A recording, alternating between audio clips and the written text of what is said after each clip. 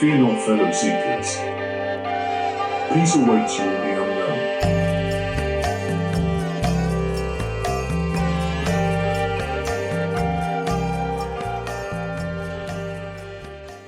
Hello, friends. Welcome to another Seekers of the Eternal podcast. Myself, Krishna Chandra, the artist Palehorse, here with my co-host Jay DeRocha. Good to see you, And my friend.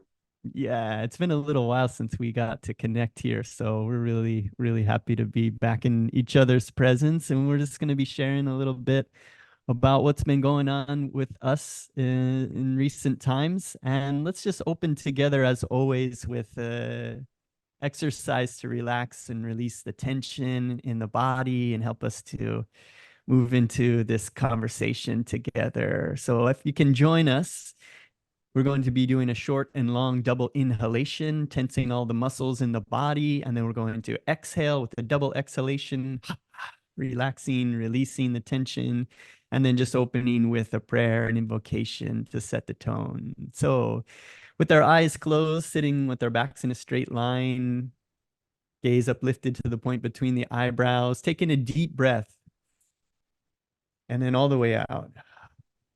And now double inhale intense. Inhale, low, medium, high, vibrate with willingness, all the muscles in the body, and exhale. Relax, release, feel. Again, inhale intense, tensing all the muscles, low, medium, high, vibrate with willingness, and exhale. Relax, release, feel. Last round, inhale intense, low, medium, high, just a bit higher, vibrate, and exhale. Relax, release, feel, moving into the present moment. Divine Mother, problems cannot exist whenever you are near.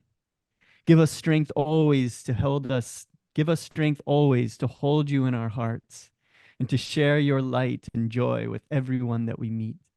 Om Shanti Shanti. Peace. Amen.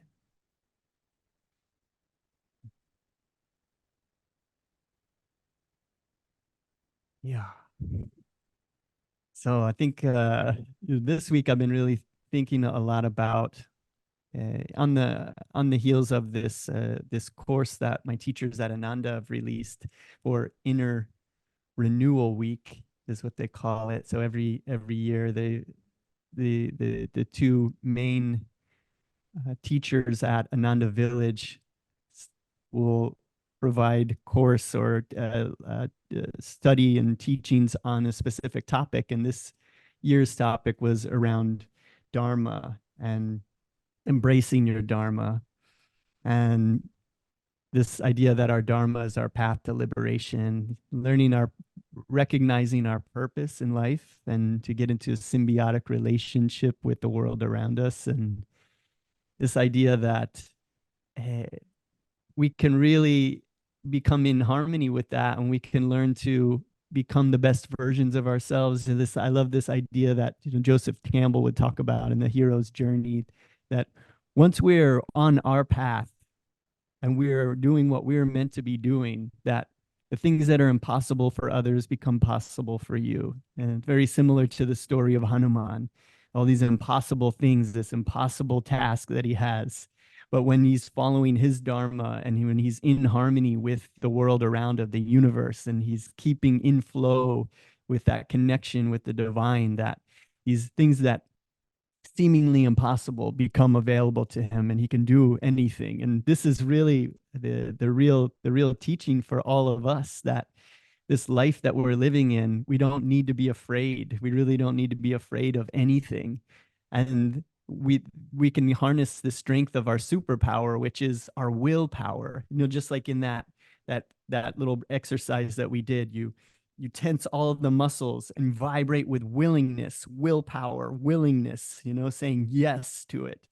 And Yogananda would talk about that willpower. We hear that word willpower, and I think so often that can seem like something that is, I don't know, it feels negative, or it feels like something that we don't want to have to deal with. Willpower, I think about dieting or willpower. But he says that willpower is energy plus devotion is willpower. So this idea of energy within the body, and we can stoke what we did right there was actually draw energy into the body. So this cosmic energy that's all around us at all times. By actually tensing all of the muscles in the body, we're drawing cosmic energy into all of our muscles. And we can do a lot of different things to increase our energy. And that energy plus devotion, plus passion, plus love, So, like for me as an artist, I'll get inspiration on ideas, something that I really, really feel strongly about doing. And you know how sometimes you get an idea for something, and then maybe the next morning you wake up, so things happen, and you've lost the energy to do it. And so that spark of inspiration maybe gets lost, or maybe you started something and you had a lot of intense passion for it, but the energy is not there anymore and you lose track of it and you don't finish it. So it's this energy plus the devotion equals this willpower and allows us to accomplish. And so stoking those two things on a regular basis is really important. Yeah, yeah, I love it. I think especially now as I kind of take on these new roles in my life, whether it's business or my career, every single time I take something like that on, I feel like your energy, on some days you have these high highs and then some days these low lows, depending on if you feel overwhelmed by it. But just being conscious of it and taking a active role in recharging yourself, giving yourself an opportunity to rest or to meditate or to just take a deep breath, like the exercise that we did, makes a world of difference. Even before we start this podcast, I just notice immediately I get a sense of calmness and peace, and I'm able to kind of set a lot of the other things aside, those other burdens aside. And I think we talked about this on many podcasts ago that, sometimes we almost feel guilty when we put down the stress of, oh, I have to do this thing, or I have to pay this bill, or I have this project to complete, or, my wife needs me, my child needs me. We have all of these competing, very important priorities. And so sometimes just to pause for a moment and give yourself a chance to breathe. And sometimes there's like a guilt associated with it. Like I shouldn't be allowed to do that. And one of the things I think you taught me was that sometimes in putting those things down, it's actually being more fair to those things. Like you're gonna be better equipped to give them what they need. So you have to almost focus on the source, which is yourself first. Make sure that your cup is full so that you can overflow into all the things that you really want to give the best of yourself to.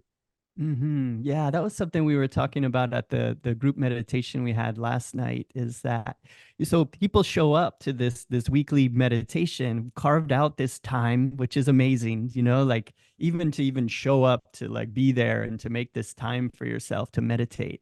And then as you come in, I always tell people like we've closed the door here. You've carved out this time, we've closed the door, push pause on the movie that was playing, put away all of those thoughts, those cares and worries, those projects, everything of your life. You're allowed. I'm giving you permission during this time that you can completely drop all of that and just go into the present moment and do this for yourself, do this for your family, do this for your projects. But it's so important to turn it all off because it's always, always, always running. And in order for us to get some new, fresh energy, fresh wisdom, fresh inspiration, we need to be able to learn how to quiet that and turn it all off. And yeah, I think that's what comes up is like as soon as you even in that time, it's like, all right, I've made this time. I'm here in this group. We've closed the door. It's okay to let it go. But your mind just keeps going back to this fear of like, no, I can't let it go. And I tell everybody, I promise you can have it back when we're done, but you just really don't need to think about it right now. You're on a worry fast. Just don't worry right now. And that's how you get the most out of your meditation. I think your mic is muted right now, Jay. All right. Sorry about that. I Yeah. think it was also a bit of when we have those moments, those quiet moments, we usually turn to the phone you know, like I can't really see it there, but you know, Mhm. we turn to a phone or we turn to TV or, you know, something that seems very peaceful and has the appearance of a chance to shut it down, but it's actually not. It's not that at all. Your brain, even, I mean, just like the blue light that comes off your phone is a constant stimulation. You know, you produce serotonin in your body and you have a response to it. And if you just are conscious of like giving yourself the gift of just doing nothing, I think that you're going to find that there's a huge difference between that and then sitting in front of a TV and then, you know, having to process or staring at your phone and scrolling through YouTube or TikTok. Um, there's even a distinction between that. Like that's actually not relaxing. That's not giving yourself a break, and it's not giving yourself a chance to recharge. What are your thoughts on that? Yeah, it brings up this. I heard so during this talks from my teacher Jyotish at Ananda, he was saying that there was actually a scientific experiment that was conducted where they took these groups of people, they brought them into a room, and they said, all you're going to do is just sit in this room for 15 minutes. And for every 15 minutes you sit in the room, you'll get $5. You know, I don't know how long ago this was, how much $5 was, but it was like, you'll sit in this room and for every 15 minutes you sit there, you'll get $5. And like everybody was going crazy and didn't want it and wasn't going to do another 15 minutes. 15, that was it. 15 minutes. Hardly anybody went past that. And so the other part of the experiment was that you could sit in this room and they had this little electric shock that would give you like a shock that would be the equivalent of say like a static electricity shock. It wouldn't harm you, but you could shock yourself. And they said that people would sit in that room and just continuously shock themselves like hundreds of times. They preferred to sit in the room and shock themselves as opposed to just sitting and being Uh, quiet in their own thoughts in their own mind for 15 minutes, and they would it preferably would just torture themselves. So wow. that really puts it into perspective of like how far off that we it's a similar, I guess, thing. We're just sort of like continuously shocking ourselves or feeding our brains with all of this. Or imagine if you were addicted to news reports and you're looking at just doom and just putting that in. It's like how you're just filling yourselves, your Yeah. mind with all of the worst things that are happening around the world. I really, you know, I feel like so many of us think like, oh, I I have to be filling myself. I have to know about all these things that are happening. Well, I think they address this in a lot in the spiritual renewal week too. And I'll put a link to this. It's actually a free series of talks that you can download and watch these.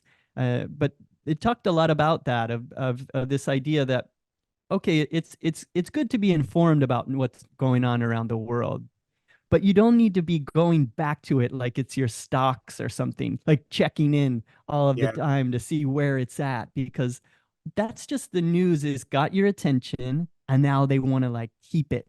And they're going to keep feeding you like little bits so that you keep coming back. And it's all dialed to addict you to this just negative news all of the time. And it's so, I Yeah. think so many of us are trapped in that. And it's really sad.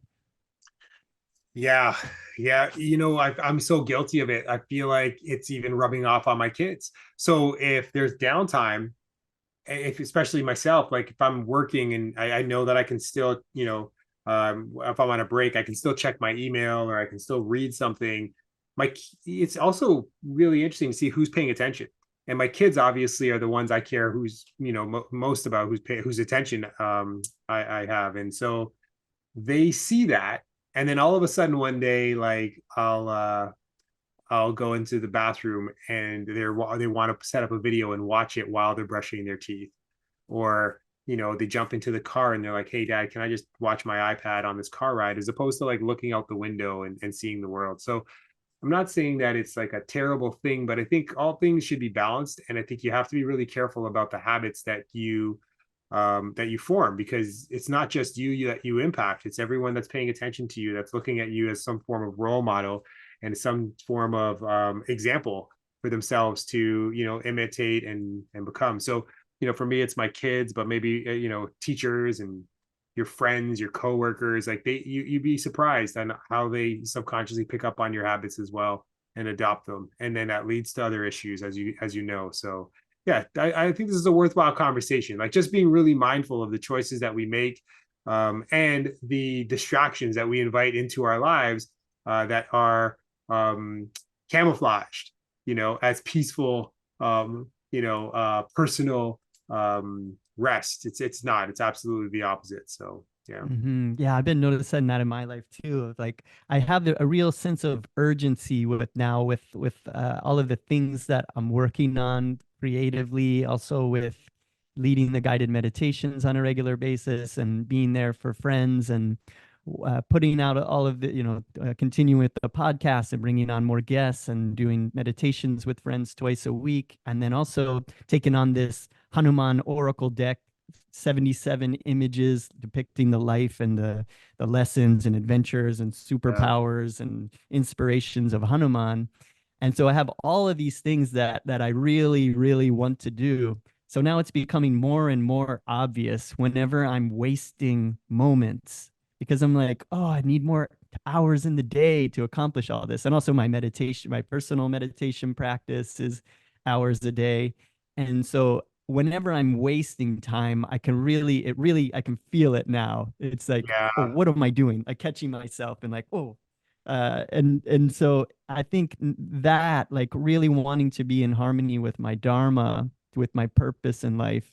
It's my purpose in life is obviously not wasting time scrolling around on my phone. It's like Yeah. robbing me of that power, and I feel like it's becoming so much more obvious that it's taking that away. So yeah, I think like with that, too, I'll post linked at the bottom to the Inner Renewal Week if anybody wants to tune into that. Normally those courses every year they've there's been a fee for that to help with the production and everything, but this year they offered it free so everybody can tune in, and this is such a great way if you want to connect with some really really high beings and get some courses there. There's also another a course that I want to mention. This one is coming up this one is coming up on March 20th, and this is called the Yoga of Abundance. This is going to be 8 lessons at ananda.org. And there's going to be a series of great teachers there. And this one is around, so the lesson here is gain a clear and deep understanding of the consciousness that attracts prosperity and abundance, break free from self-created limitations, learn Learn to use the 3 keys that unlock success: energy, concentration, and magnetism. Harness the power of affirmations for changing your mental makeup. Develop and nurture your creativity and originality to tap into solution consciousness. Create a practical plan to make success, joy, and prosperity a deepening reality in your life. And then you also get to interact, share, and learn with fellow seekers and the teachers as well. And I'm also going to be in April, I'm going to be interviewing Nayaswami Narayan, who is one of the teachers in that course. So I'm going to be taking that course and I'm going to be coming up with questions around it. And then I'm going to be interviewing Narayan afterwards. And then for those who listen to that, the course will be up. You can study at your own pace with it. You can, you can tune into it anytime, but it starts, if you want to tune in live, it starts the March 20th. And so I'll put a link down at the bottom for that. Highly recommend this. This has been something that I really need in my life. And I've been really, really focused on doing a lot of these practices and studying so that I can learn. I'm really in a place now where, all right, I see the path forward. I see what my Dharma is at this moment.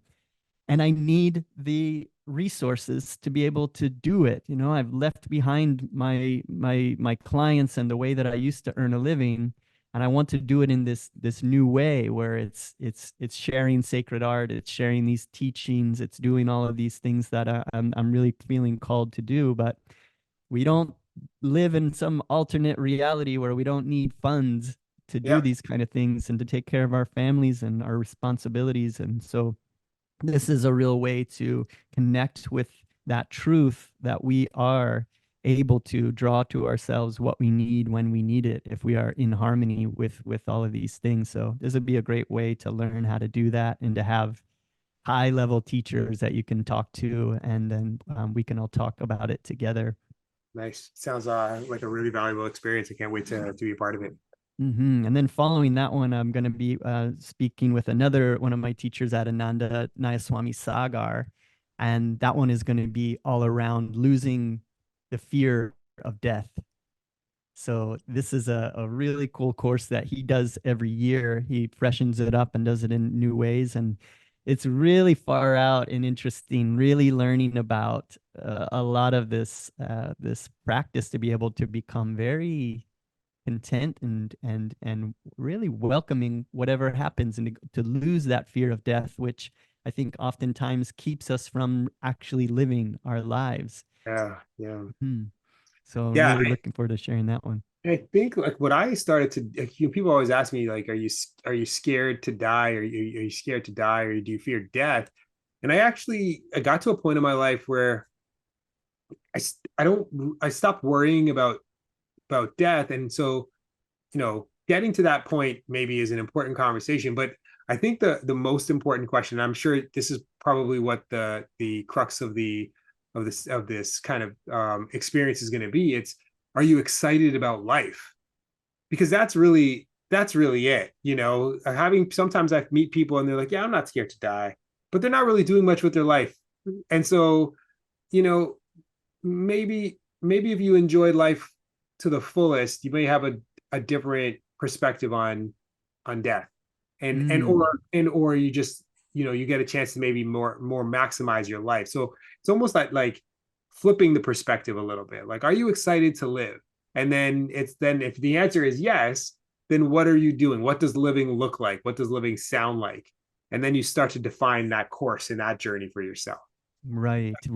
It's clear. It's definitely not apathy for life that makes you not afraid of death. Yeah, It's not that. And if you do have this apathy for life, you're actually inviting your own death. You're yeah, inviting it to okay, you don't care about your life,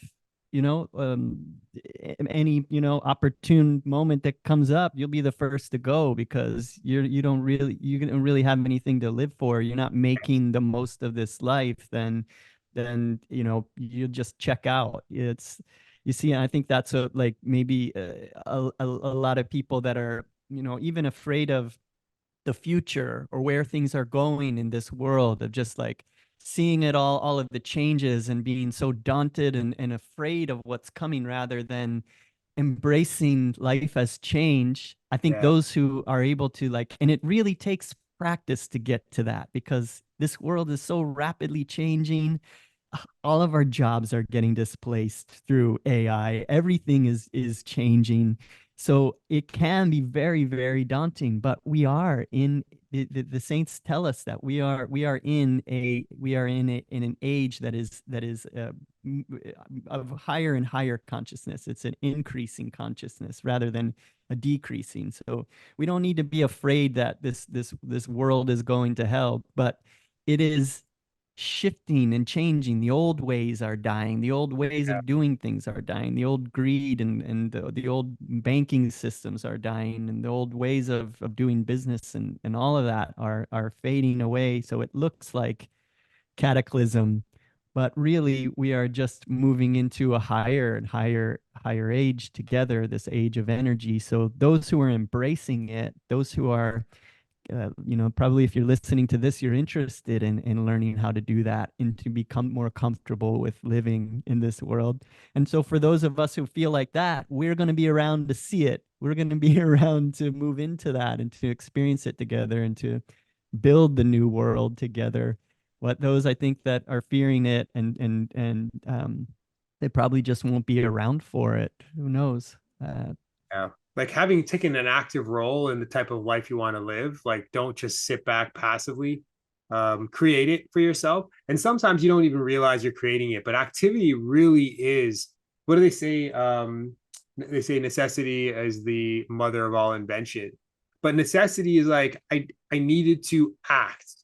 And so whatever that is, and whatever that action is, to bring that into your life, I think that sometimes we just get so complacent, we get so caught up in the 9 to 5 and the routine, that you start to get you prevent yourself from getting excited about other aspects of your life. You don't realize that sometimes it only takes 10 minutes. Like you don't need, if you were to read a book and just gave it 10 minutes every, it's like sometimes like I have no time to read. Well, could you read 10 minutes a day? Well, then in 10 minutes, you might be able to read, I don't know, 3 pages. But in 30 days, if you did that 10 minutes a day, you're probably past the first and second chapter in that book. Mm-hmm. And then maybe you'll find some extra time on a Sunday afternoon when things kind of settle down and you put more time into it. But I think just like showing up and taking as few minutes as you can to just do something. Do 3 push-ups if you don't have enough time for 10. But just read, if you can't meditate because you start, your brain gets, there's so many intrusive thoughts that you can't get past 60 seconds.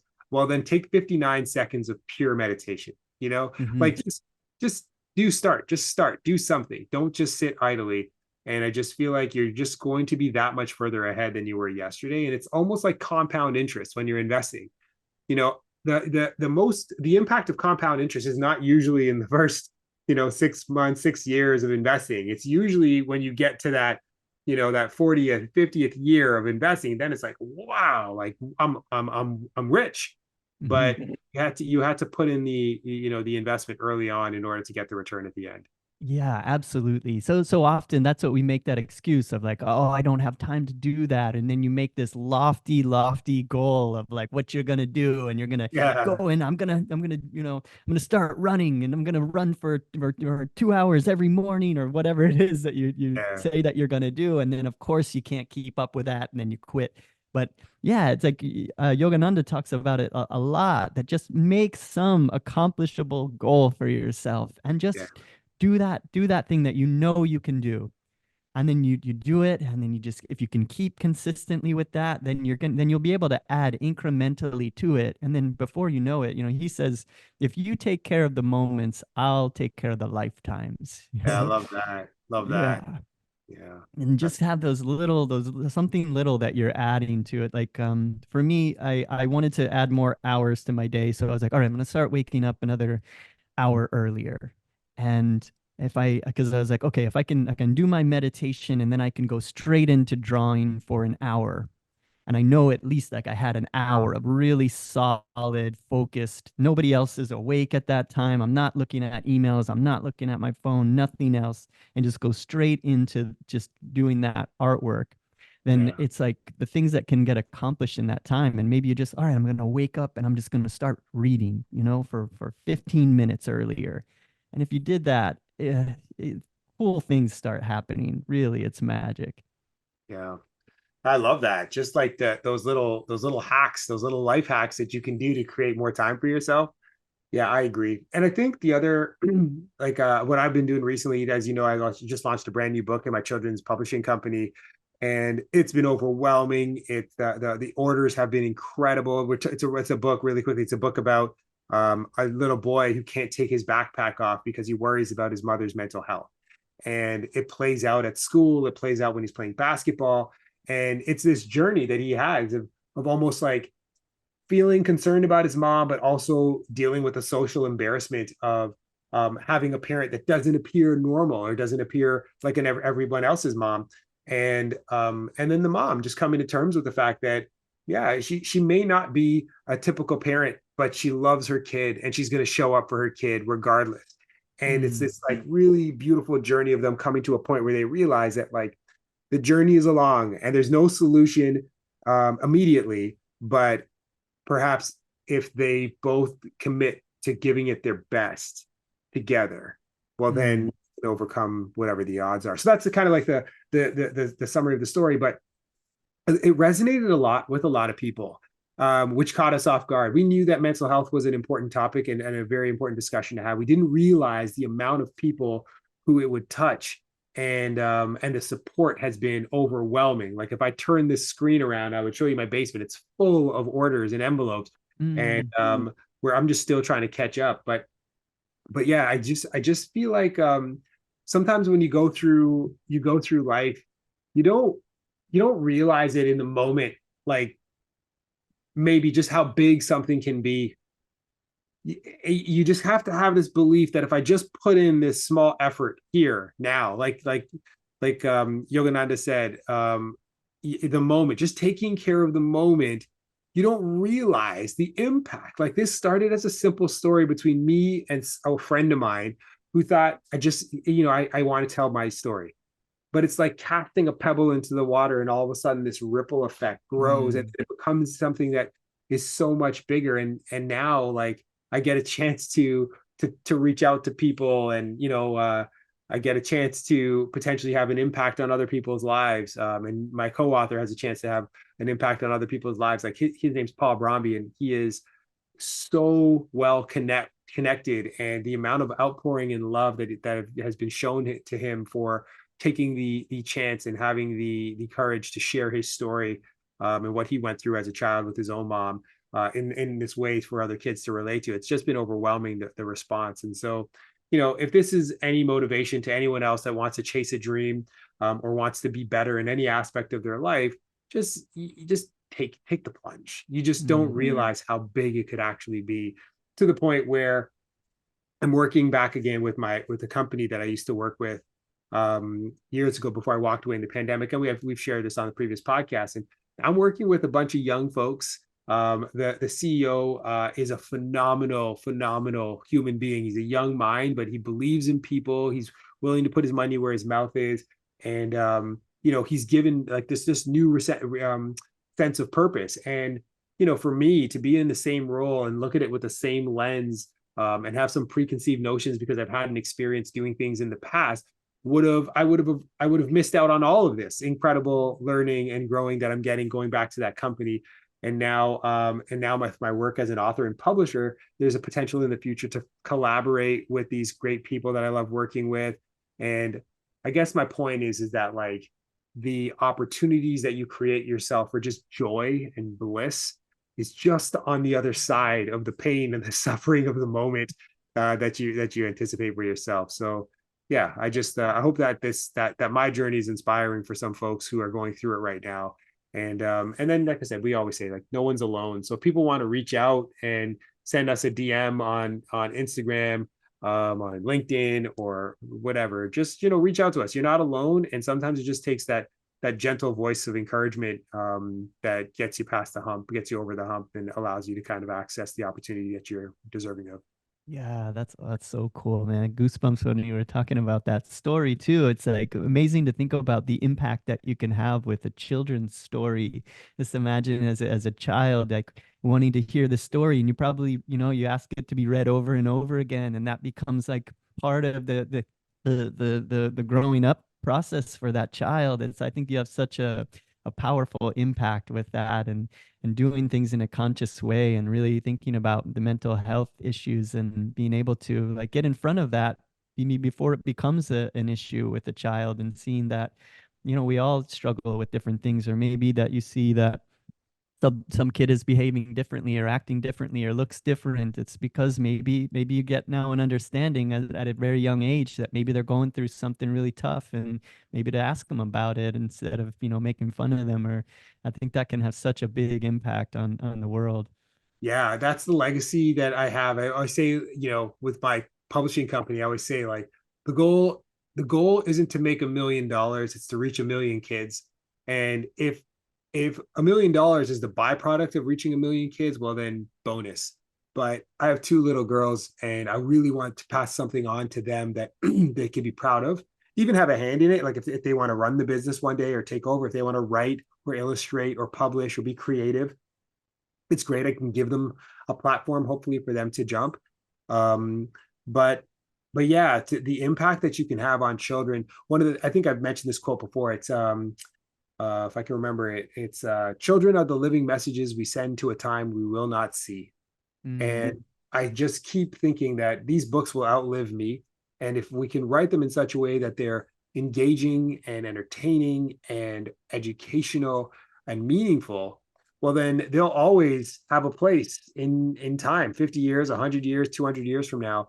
It'll still have value to a 7-year-old or 8-year-old or a 9-year-old or a 10-year-old or a 5-year-old who picks it up. And at nighttime, when you're reading it to your child at night, like I can't imagine in 100 years from now, the lessons of gratitude and love and support will ever be diminished. In fact, I hope by then we become more evolved as a human species and we hold those values above all else.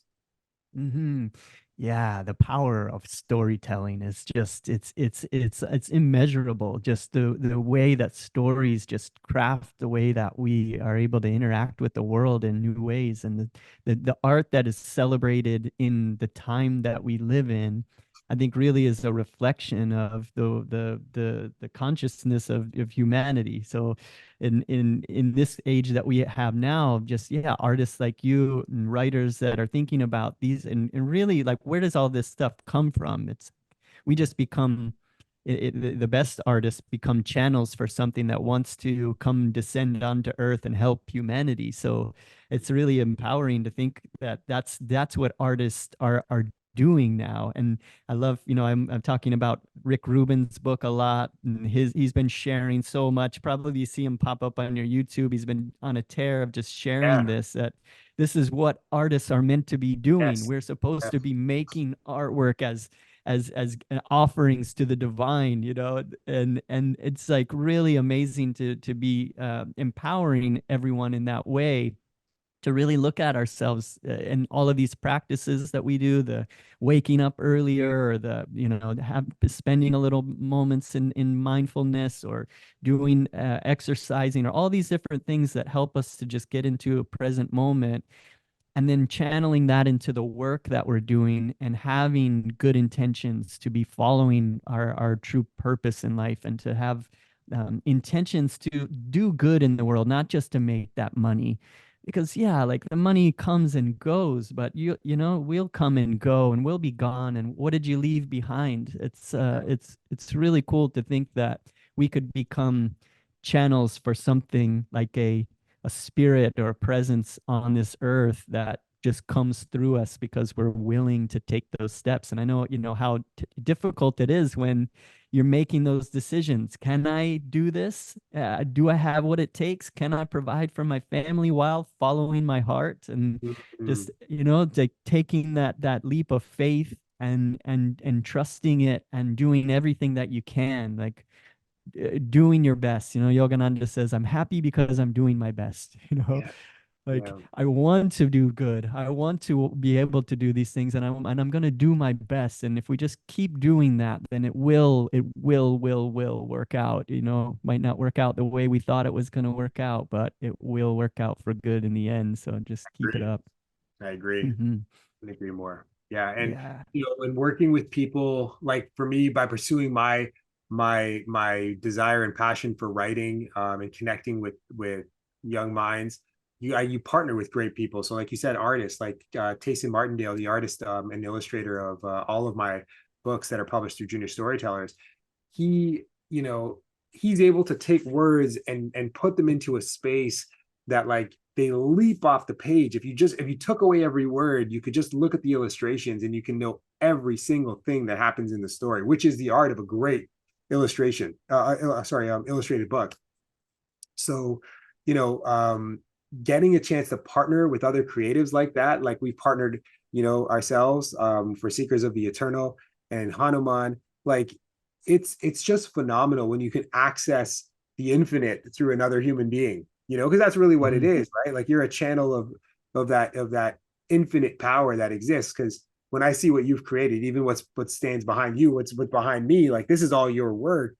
There it's so divine, like you can tell this, it seems otherworldly. And I feel like that's sometimes when you see that athlete that does a play and you're just like, my goodness, is he an alien, is she an alien? Like, you go to an opera and you hear somebody sing, or you read a book that like the author mixes up words that evokes tears, and then in the next sentence evokes laughter. Like it's almost like we keep accessing these like universal divine strengths through humanity. And when you do work like this and you can partner with other human beings that can access the divine, man, the magic is incredible, and the experience is you can't put it into words.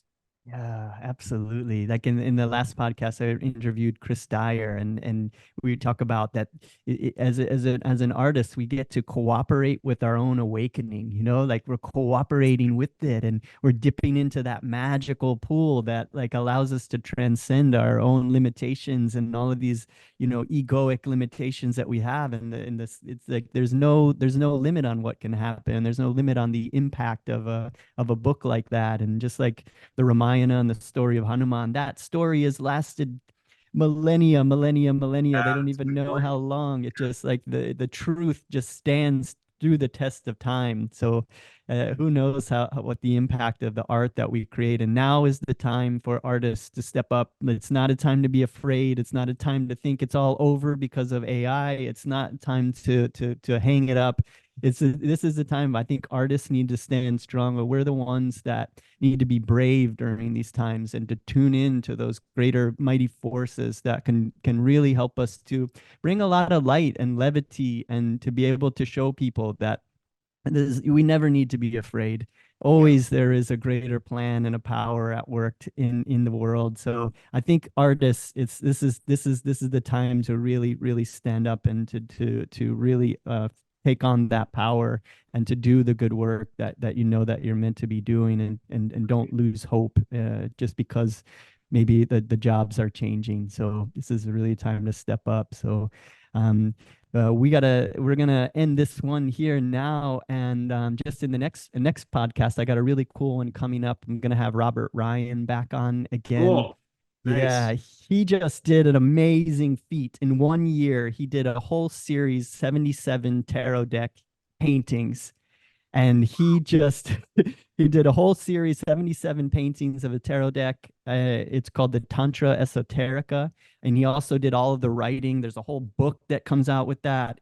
He just went into a vortex of just like he got obsessed with this, and he just did a podcast with Duncan Trussell last week. So if you want to tune into that one and check that out, and then we're going to be diving deeply into what it took to create that deck. And I'm super excited to talk to him and learn about his experience as I'm embarking on a similar journey, and to see, get some tips from him. So that's going to be a really fun one coming up here next. So it's been Cool.